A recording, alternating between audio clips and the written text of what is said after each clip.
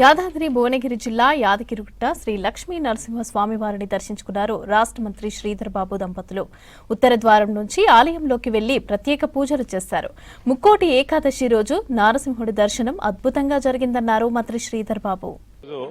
గొప్ప పర్వదిన సందర్భంలో వైకుంఠ ఏకాదశి పర్వదిన సందర్భంలో నేను మా కుటుంబ సభ్యులం అందరం కూడా శ్రీ లక్ష్మీ నరసింహస్వామి దర్శనం చేసుకోవడం అనేది మాకు గొప్ప పుణ్యం. ఈ రాష్ట్ర ప్రజలందరూ కూడా బాగుండాలని, అందరు కూడా సుఖ సంతోషాలతో ఉండాలని, ఆయురారోగ్యాలతో ఉండాలని భగవంతుని ప్రార్థించాం. లోక కళ్యాణం గురించి ప్రార్థించడం జరిగింది. మొదటగా లోక కళ్యాణం, తర్వాత అందరిలో మనం కూడా ఉండాలని ఆ భగవంతుని ప్రార్థించాం. రాబోయే కాలంలో కూడా మా ప్రభుత్వం చేపట్టే సంక్షేమం, అభివృద్ధి ప్రజలకు చేరే విధంగా మరి ఆ భగవంతుని కటాక్షంతో మేమందరం కూడా ప్రభుత్వ యంత్రాంగానికి సంబంధించిన అంశం విషయంలో ఆ ప్రభు ఆశీస్సులతో ముందుకు నడవాలని ఆ భగవంతుని ప్రార్థించాం. భగవంతుడు అక్కడి నుంచి ఎవరు ఏ విధంగా ఉండాలో ఆ విధంగా ఉండే విధంగా వారి ఆశీస్సులు ఉంటాయి.